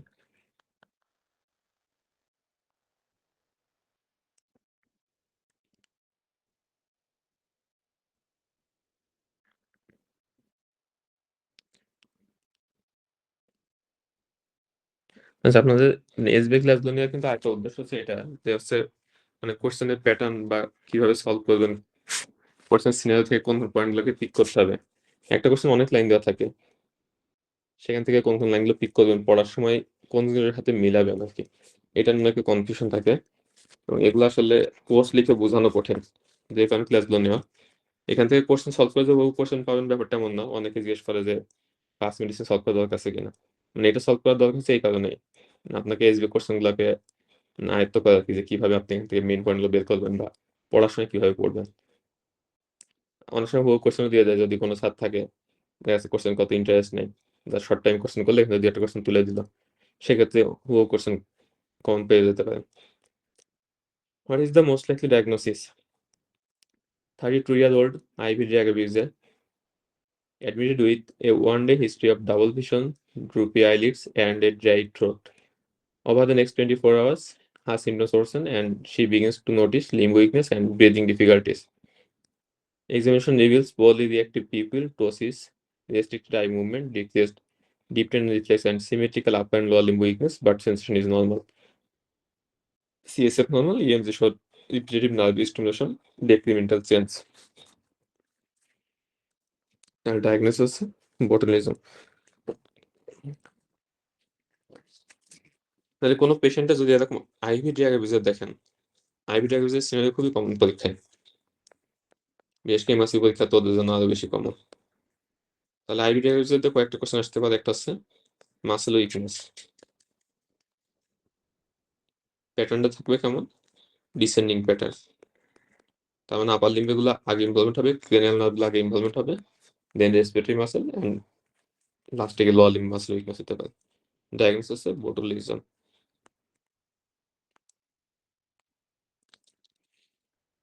এরপর আইভি ড্রাগ অ্যাবিউজার কোনো একটা পেশেন্ট, সে দেখা যাচ্ছে প্রেজেন্ট করছে নিউ অনসেট মালমাল নিয়ে,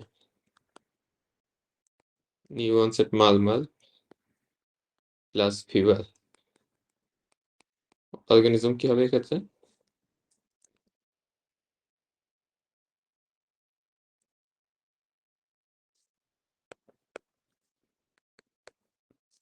স্ট্যাফোরিয়াস।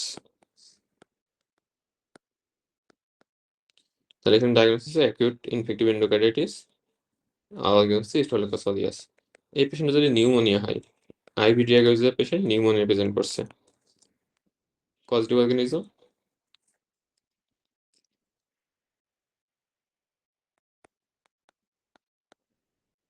স্ট্যাফোরিয়াস।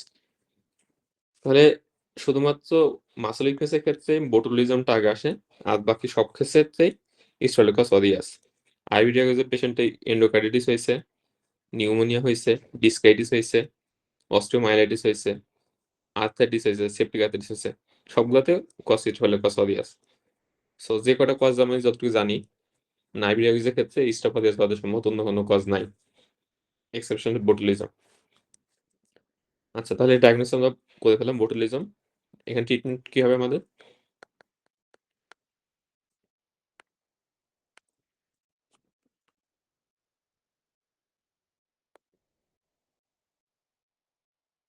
তাহলে অনেক সময় বোটুলিজম ডায়াগনোসিস সেন্স হইতে পারে, অনেক সময় ট্রিটমেন্ট অফ চয়েস সেন্স হইতে পারে।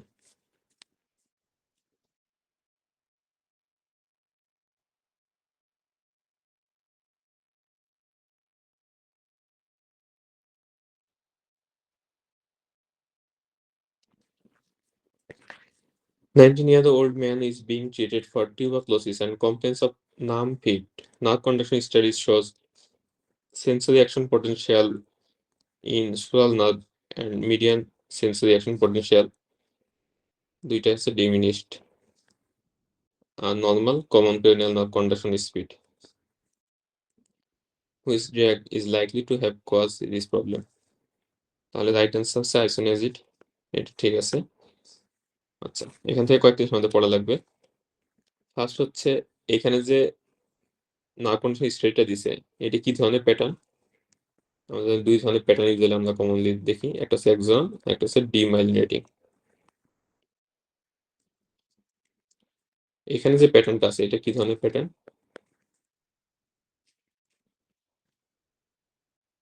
আচ্ছা এটা সহজে মনে করবেন, একটা জিনিস মনে রাখতে পারেন, মাইলিন শীটের কাজ কি আমাদের? মাইলিন শীটের ইম্পর্টেন্স কি?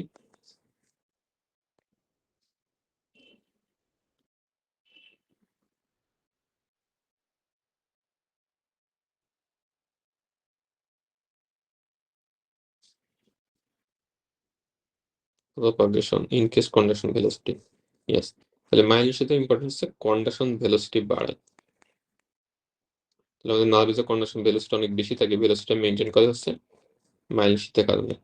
তাহলে কোনো কিছু যদি ডিমাইলিনেশন হয় তাহলে কি হবে? কন্ডাকশন ভেলোসিটিটা কমে যাবে। এখানে কন্ডাকশন ভেলোসিটি কমছে? কমে নাই, নরমাল আছে।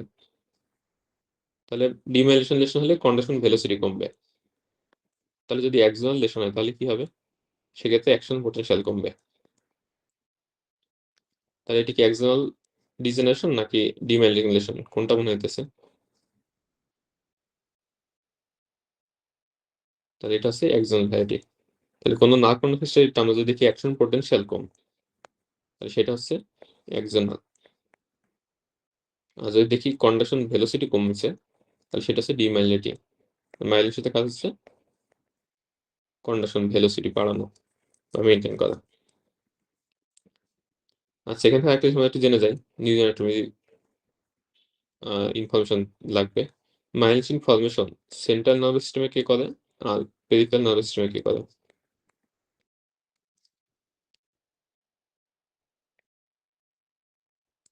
সিএনএস হচ্ছে অলিগোডেন্ড্রোসাইট। এক্সেলেন্ট। আর পেরিফেরাল নার্ভাস সিস্টেম হচ্ছে সোয়ান সেল।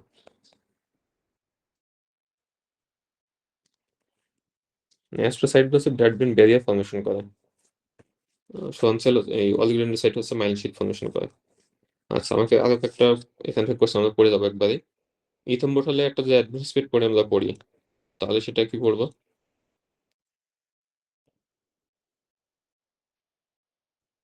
রেট্রোভাল বা নিউরাইটিস। এক্সেলেন্ট। তাহলে এখান থেকে কয়েকভাবে কোশ্চেন আসতে পারে। ইথম্বোটালের সাইড ইফেক্ট কি? রেট্রোভাল বা নিউরাইটিস। সেকেন্ড আসতে পারে ইথম্বোটালের ক্ষেত্রে আমরা কি তাহলে মনিটর করবো? তাহলে এখানে হচ্ছে ভিজুয়াল ফিড এবং colour vision. Specially colour vision যেটা, এটা বেশি ইম্পর্টেন্ট। কালার ভিশনটা মনিটর করতে হবে পেশেন্টের ফলো আপে। প্যারাসিটামলের ক্ষেত্রে আমাদের ইম্পর্টেন্ট হচ্ছে হেপাটাইটিস করতে পারে।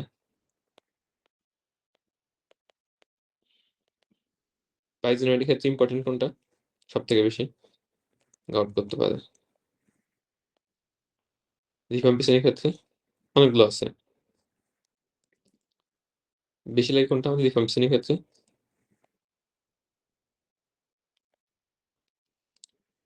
অরেঞ্জ কালার ইম্পর্টেন্ট, এটা হচ্ছে প্র্যাকটিক্যাল লাইফে ইম্পর্টেন্ট। আমাদের ওই কাউন্সেলিং করতে লাগবে যে এটা আপনার জন্য খুব বেশি খারাপ কিছু না, কিন্তু পরীক্ষার জন্য এটা আমাদের খুব একটা লাগবে না।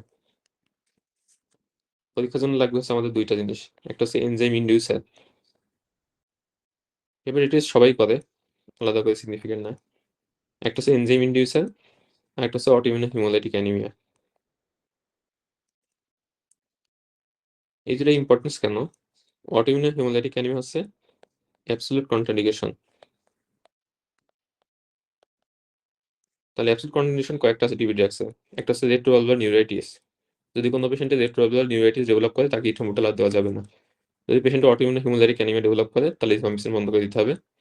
আরেকটা হচ্ছে কোনো পেশেন্ট যদি স্টিভেন জনসন সিনড্রোম ডেভেলপ করে যেকোনো ড্রাগে, তাহলে সেক্ষেত্রে অ্যান্টি ড্রাগ বন্ধ করতে হবে। এরকম কয়েকটা কন্ট্রাইন্ডিকেশন পরীক্ষায় আসে না, ক্লিনিক্যাল লাগে, পরীক্ষায় আসতে পারে। যে কারণে এটা ইম্পর্টেন্ট। এনজাইম ইন্ডিউসে কেন ইম্পর্টেন্ট? কারণ এটা অন্যান্য ড্রাগের মেটাবলিজম বাড়ায় দিতে পারে। মেটাবলিজম বাড়াইলে সমস্যা কি হবে? ড্রাগ ফেইলিউর হবে। লাইক কোন একটা পেশেন্ট ওসিপি খাইতেছে, for family planning, female patient. সেই পেশেন্টটাকে যদি আমরা রিফাম্পিসিন দিই তাহলে তো কি হবে? কন্ট্রাসেপটিভ ফেইলিউর হবে। পেশেন্টের কাছে আনওয়ান্টেড প্রেগন্যান্সি হতে পারে। তাহলে এটা একটা খুবই মেজর ইম্পর্টেন্ট ফ্যাক্টর। কোন একটা পেশেন্ট ওয়ারফেরিন খাইতেছে, সেই পেশেন্ট আমরা রিফাম্পিসিন দিয়ে দিলাম। সমস্যা কি হবে?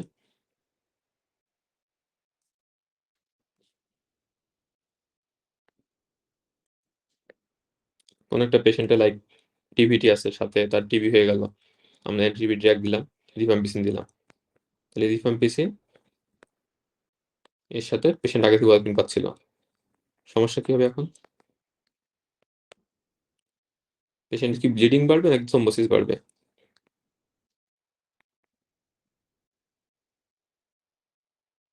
কোনটা বাড়বে? ব্লিডিং?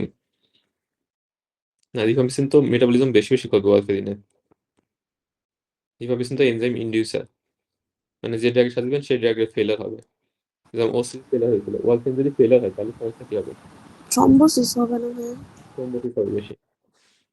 তাহলে এই জিনিসটা কিন্তু একটু ইম্পর্টেন্ট, খেয়াল করে দেখতে হবে। এটা এমআরসিবি তে খুবই হট টপিকস। তাহলে এনজাইম ইন্ডিউসার ড্রাগ দিলে ড্রাগগুলো ফেইলিউর করে। ওসিপি যখন ফেইলিউর করে কনসেপশন হয়ে যাচ্ছিল, ওয়ারফেরিনটা ফেইলিউর হবে। তাহলে ওয়ারফেরিনের কাজ ছিল থ্রম্বোসিস প্রিভেন্ট করা, সেটা করতে হবে না, থ্রম্বোসিস বেশি হবে। কই গেল?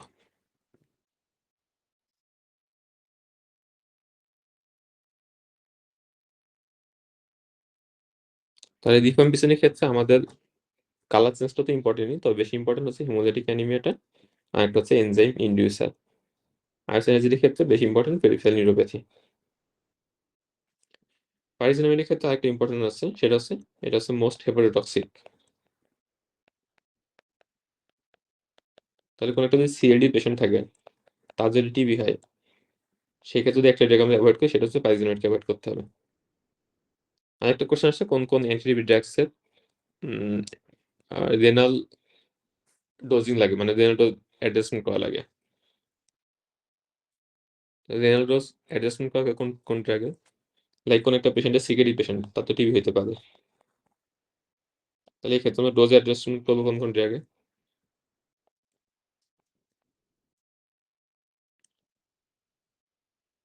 সেটা একটু চিন্তা করেন, আমরা পরের কোয়েশ্চেনে যাই।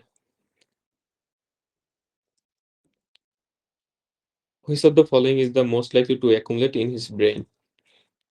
A 70-year-old man is sent to the memory clinic for assessment by his GP. He has been increasingly forgetful and confused, having lost his bearings in the local supermarket twice the past few months, and his wife is finding he puts items in inappropriate place around the house.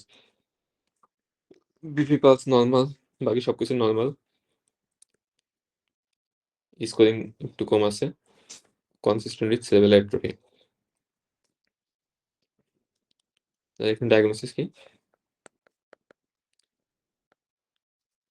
পেশেন্টের main সমস্যা হচ্ছে forgetfulness, recent onset, এবং তার main সমস্যা হচ্ছে কি জিনিসপত্র ভুলে যাচ্ছে এখানে ওখানে। এক্সেলেন্ট। তাহলে ডায়াগনোসিস আলঝাইমার্স ডিজিজ। তাহলে আমাদের এরপরের কোশ্চেন হচ্ছে এখানে আলঝাইমার্স ডিজিজে ব্রেনে অ্যাকুমুলেশন হয় কি? এটা হচ্ছে আমাদের ইম্পর্টেন্ট। ডায়াগনোসিস ঠিক আছে। তাহলে এখানে প্যাথোজেনেসিস যেটা আর কি, ব্রেনে কোনটা অ্যাকুমুলেশন হয়? তাহলে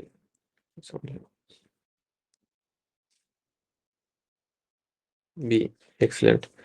তাহলে আলঝাইমার্স ডিজিজে আমাদের হচ্ছে ব্রেনে অ্যাময়লয়েড ডিপোজিশন হয়, তাহলে এটা ইম্পর্টেন্ট। আচ্ছা, এরপর এখান থেকে আর ইম্পর্টেন্ট আছে বিটা টু মাইক্রোগ্লোবিলিন, এটা আমরা কোন ডিজিজে দেখি? Prognostic marker for multiple myeloma, excellent. এটাও পরীক্ষার জন্য ইম্পর্টেন্ট। বাকি যেগুলো আছে এগুলো খুব একটা আমাদের দরকার নেই। আচ্ছা, রেনালডোর অ্যাডজাস্টমেন্ট লাগে দুইটা ড্রাগসে, একটা হচ্ছে পারিজিনামাইড আর একটা হচ্ছে ethambutol. What is the most likely diagnosis?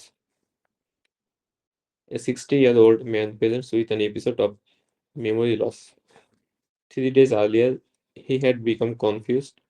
His wife led him into the house. He apparently sat down at her request and had a cup of tea. He then wandered around the house, confused but remained conscious and able to have some conversation with his wife, although continuing to ask similar questions repeatedly. After 3 hours, he abruptly returned to normal and had no recollection of the events. Excellent. তাহলে এটা আমরা যখন ডেভিডসনে পড়াইছিলাম তখন বলছিলাম যে কোনো patient যদি repetitive question ask করে তাহলে বেশি হয়ে গেছে। তাহলে দুইটা জিনিস, একটা হচ্ছে রিপিটেটিভ কোশ্চেন সাথে কনফিউশন, আর একটা হচ্ছে interrogate amnesia.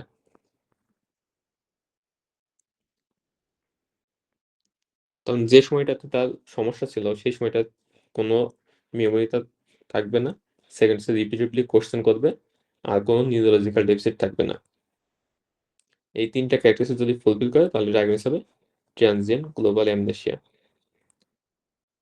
Partial complex partial status epilepticus, এক্ষেত্রে তো একটা হচ্ছে এরকম 3 ঘন্টা ডিউরেশন থাকার কথা না, এপিলেপসির ক্ষেত্রে তো ডিউরেশন শর্ট হবে, প্লাস লস অফ কনসিয়াস থাকতে পারে। ক্রনিক সাবডাল হেমাটোমা, হুম,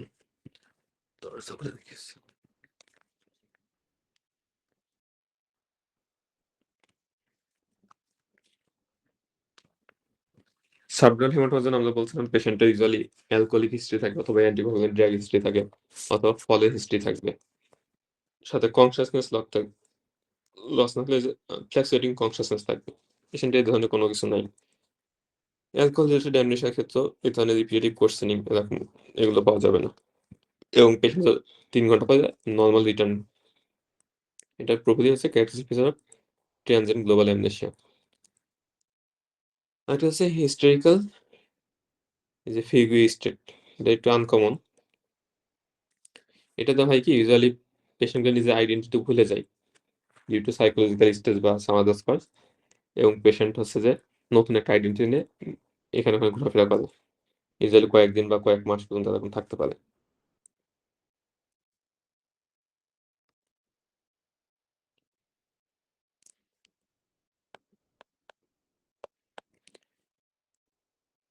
এরপর হচ্ছে the paralysis is associated with myasthenia gravis is thought to result from the influence of autoimmune antibodies that bind to the ligand-gated ion channel. তাহলে এখানে mainly বলছে মাইথিয়া গ্র্যাভিসে অ্যান্টিবডিটা কিসের এগেইনস্টে formation হয়?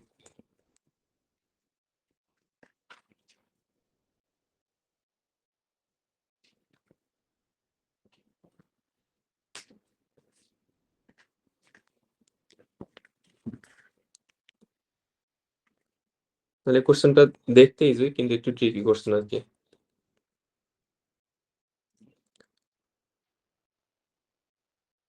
তাহলে এখানে 3টা অ্যান্টিবডি আছে যেটাতে কনফিউশন হতে পারে।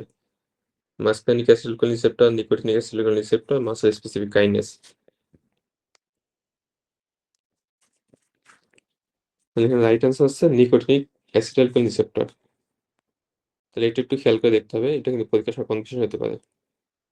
তাহলে মাইথিয়া গ্র্যাভিসে যে মাসল উইকনেস গুলো হয় বা প্যারালাইসিস হয় এটা হয় ডিউ টু নিকোটিনিক অ্যাসিটিলকোলিন রিসেপ্টরের কারণে, অ্যান্টিবডি ফর্মেশনের কারণে। আর মাসকানিকের কারণে ইউজুয়ালি হয় হচ্ছে অটোনমিক ফিচার্স গুলো, মাইথিয়াতে তো অটোনমিক ফিচার্স গুলো থাকে না। এখন মাসকানিক এবং নিকোটিনিক দুইটারই ফিচার্স পাওয়া যায় কোথায়? ওপিসি পয়জনিং এ। তাহলে ওপিসি পয়জনিং ক্ষেত্রে আমরা দেখব পেশেন্টের সব ধরনের সিক্রেশন বেড়ে যায়। ল্যাক্রিমেশন বাড়ে, ইউরিনেশন বেড়ে যায়, ভমিটিং বেশি হয়, স্যালাইভেশন বেশি হয়, ইউরিনেশন বেশি হয়। তাহলে এগুলো হচ্ছে অটোনমিক ফিচার্স। কেন হয়? ডিউ টু হচ্ছে যে মাসল ইফেক্টের কারণে।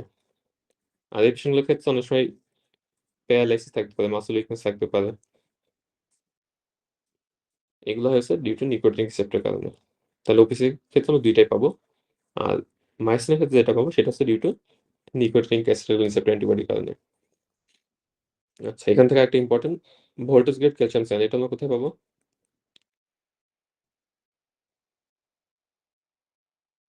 ল্যাম্বার্টিটন মায়োসিন সিন্ড্রোম, এক্সেলেন্ট। এটা কি পোস্ট সিন্যাপটিক নাকি প্রি সিন্যাপটিক? Pre synaptic. আর মায়োসিনের ক্ষেত্রে পোস্ট সিন্যাপটিক।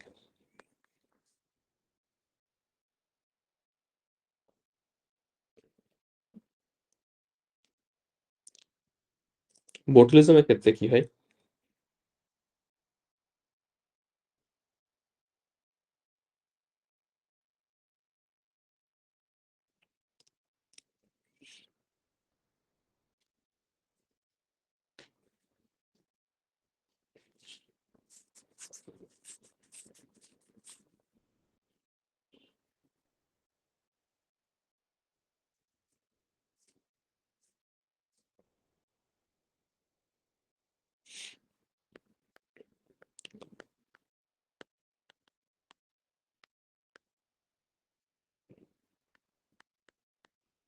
তাহলে এই ৩ টাই হচ্ছে কিন্তু অ্যাসিটাইল কোলিন রিলেটেড ডিসঅর্ডার।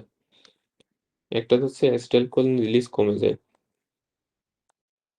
একটাতে হচ্ছে অ্যান্টিবডি ফর্মেশন হয়। আর একটা হচ্ছে এনজাইমটা ইনহিবিশন হয় সম্ভবত এটা ওপিসিতে। তাহলে ৩ টা ক্ষেত্রে ক্লিনিক্যাল ফেস অনেক মিল পাওয়া যাবে। ৩ টা ক্ষেত্রে টোসিস, ডিপ্লোপিয়া এগুলো পাওয়া যাবে। কিন্তু রিসেপ্টরের কারণে এবং মেকানিজম ডিফারেন্সের কারণে ফিচারগুলো একটু ডিফারেন্ট হবে।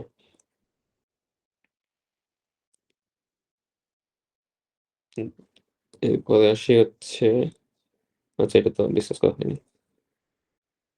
Which of the following is the most likely diagnosis? 60-year-old man attends to a neurology clinic with his wife. He has become increasingly confused and forgetful over the past few months and is drinking heavily to the extent that now he is unable to carry out his usual activities. He has a number of falls and seems unbalanced on his feet. He has a past medical history of hypertension for which he takes Advil and amlodipine daily. On examination, BP normal, pulse normal, regular, cardiovascular system unremarkable, neurology system unremarkable except for horizontal nystagmus. Minimental scoring 20/30 and he confabulates during the assessment. Diagnosis কি? সবাই বলতে পারছেন। তাহলে diagnosis হচ্ছে হার্নিক কর্সাকফ syndrome. তাহলে পেশেন্টে কি আছে? Confusion আছে, অ্যাটাক্সিয়া আছে, নিস্টেগমাস আছে, কনফিবুলেশন আছে। তাহলে কোনো পেশেন্ট যদি কনফিবুলেশন থাকে তাহলে সেটা হচ্ছে ডায়াগনোস হবে ভার্নিস কর্সাকফ সিনড্রোম। কনফিউশন আছে কর্সাকফের ফিচার সাথে ভার্নিসের ফিচারও আছে। এখানে একটু আমি বলে রাখি, কনফিবুলেশন আর লাইং এটা আমরা এর আগেও ডিসকাস করছিলাম।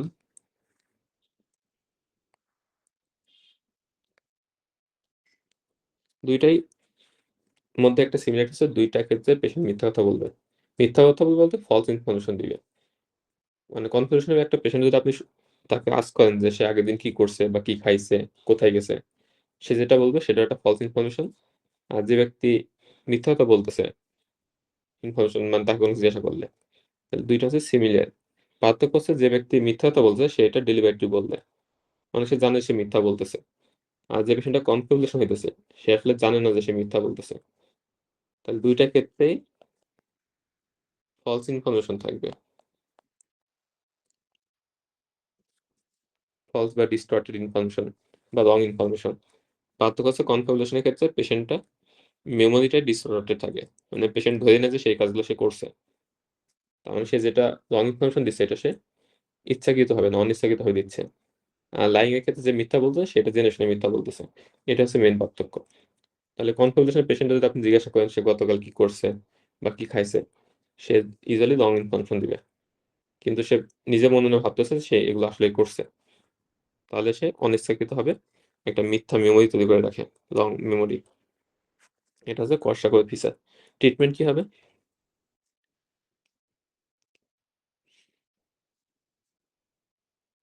A 50-year-old hypertensive man presents with difficulty in using right arm, slow walking, and occasional loss of balance.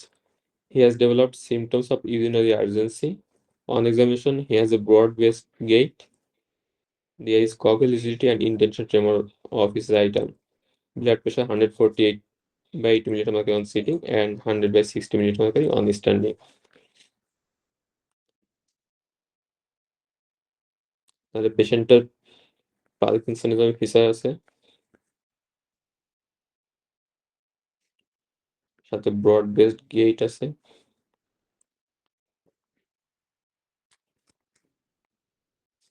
R autonomic features আছে, like urinary urgency, postal drop আছে।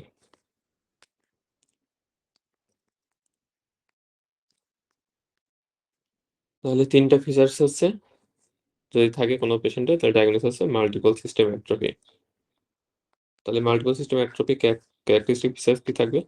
পার্কিনসনের সাথে সেরেবেলাস সাইন থাকবে, যেমন এই পেশেন্টের ক্ষেত্রে ব্রড বেসড গেইট আছে, আর একটা হচ্ছে অটোনমিক ডিস্টারবেন্স থাকবে। আরো কিছু ক্লু থাকে, যেমন পেশেন্টের লস অফ ব্যালেন্স বা আর্লি ফল থাকতে পারে। আরেকটা হচ্ছে poor response to levodopa, early fall, poor response. এটা হচ্ছে অটোনমিক ফিচার্সের জন্য।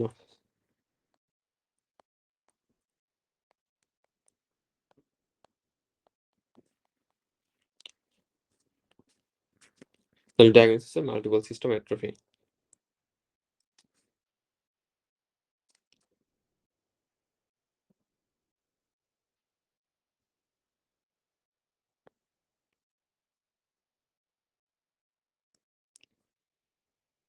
So what is the most likely diagnosis?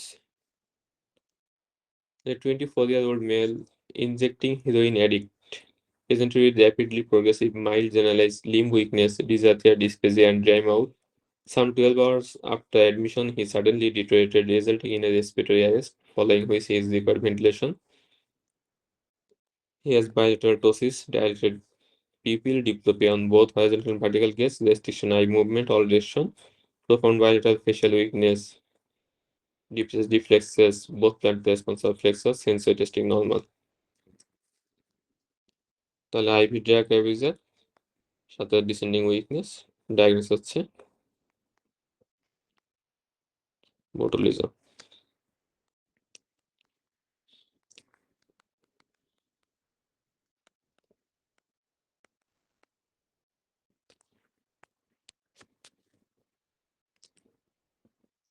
Treatment কি হবে পেশেন্টের?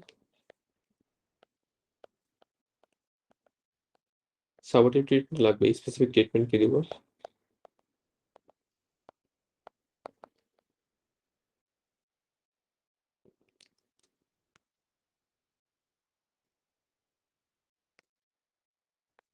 বোটুলিজমের ক্ষেত্রে আমাদের ট্রিটমেন্ট হচ্ছে বোটুলিজম অ্যান্টিটক্সিন, আর টিটানাসের ক্ষেত্রে আমরা দিই টিটানাস ইমিউনোগ্লোবিউলিন, যে ক্ষেত্রে দরকার হয় সবাই তো দিই না।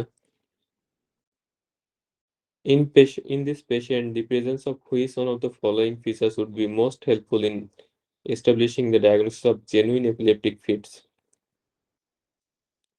A 28-year-old female is admitted with recurrent epileptic fits. She is known to have epilepsy and has been taking phenytoin for 5 years, but her fits are not controlled. During her stay, the resident doctor was able to make the patient respond to verbal commands during the fit, and he thought that the fits he witnessed were probably psychogenic non-epileptic seizure বা pseudo seizure. তাহলে main হচ্ছে pseudo seizure versus true seizure, পার্থক্য করবো কিভাবে?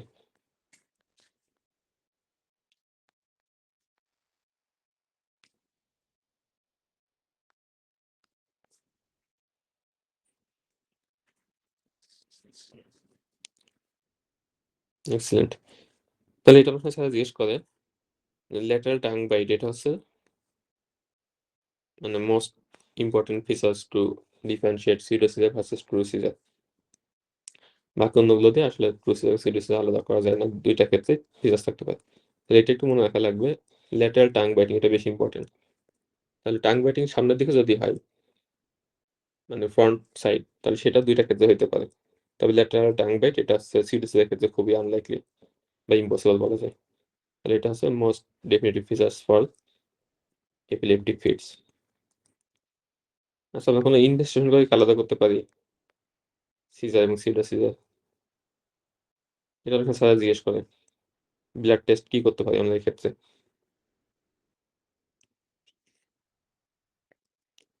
Last question. এটা একটা previous FCBS question. এর আগে কোয়েশ্চেনটা আসছে পরীক্ষায়।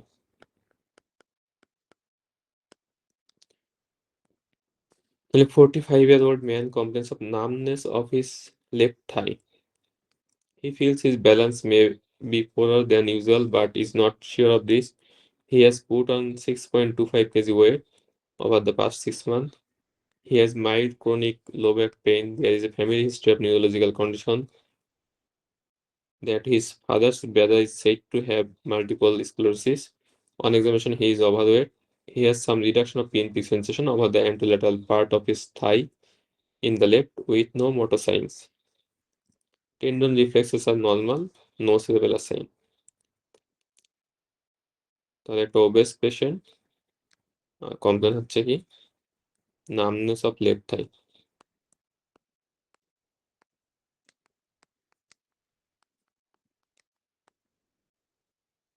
আর কি হয়েছে পেশেন্টের রিসেন্ট ওয়েট গেইন হয়েছে।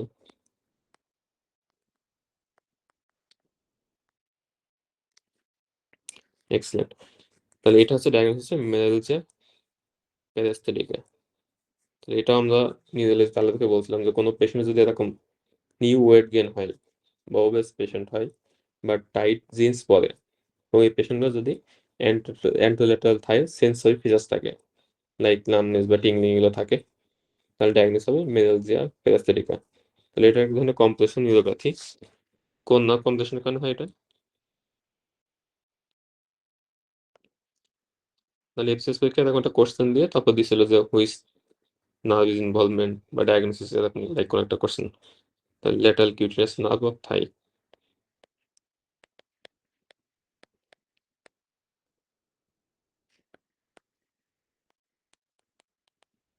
এটা কি মোটর নাকি সেন্সরি নাকি মিক্সড?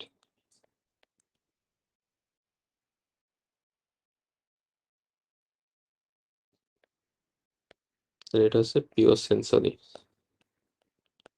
তাহলে এই পেশেন্টগুলোর ক্ষেত্রে কোনো মোটর সাইন বা রিফ্লেক্স এগুলো কোনো চেঞ্জ পাওয়া যাবে না।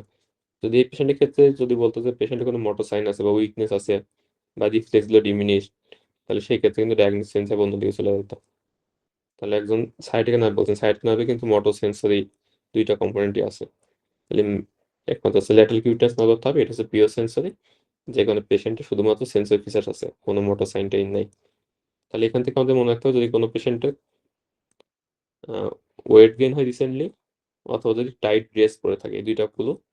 আর সিম্পটমস থাকবে কি ল্যাটারাল পার্ট অফ থাই বা এন্টেরিয়র পার্ট অফ থাই যেটা বলে থাই রিজিয়নে সেন্সরি ফিচার্স থাকবে। কোনো মোটর ফিচার্স থাকবে না, কোনো রিফ্লেক্স অ্যাবনর্মালিটি থাকবে না, কোনো সেরেবেলার বা অন্য কোনো সাইন থাকবে না। শুধুমাত্র সেন্সরি সাইন থাকবে। তাহলে ডায়াগনোস হবে meralgia paraesthetica due to compression of lateral cutaneous nerve of thigh. এটা ডেভিডসনের বক্সে কোশ্চেন এবং এর আগে পরীক্ষায় আসছে। Okay fine. তাহলে আজকে আমাদের কোশ্চেন এগুলো ছিল। লাস্ট ক্লাসে এবং আজকের ক্লাসে যেগুলো ডিসকাস করছি সবগুলাই পরীক্ষার জন্য ইম্পর্টেন্ট এবং এই রিলেটেড যে টপিকগুলো আছে বা অপশন যেগুলো আছে সবগুলাই পরীক্ষার জন্য লাগবে। ওকে, ওয়েলকাম এভরিওয়ান। আচ্ছা সিজার সিরোসিস আমরা হচ্ছে সেরাম প্রোল্যাকটিন দেখতে পাবো। সিজারের ক্ষেত্রে ইউজুয়ালি প্রোল্যাকটিন লেভেলটা বাড়ে। এটা অনেকে স্যার জিজ্ঞেস করে। পরীক্ষায় ইউজুয়ালি দেওয়ার কথা না, দিলে দিতেও পারে। ওকে ঠিক আছে। ভালো থাকুন সবাই।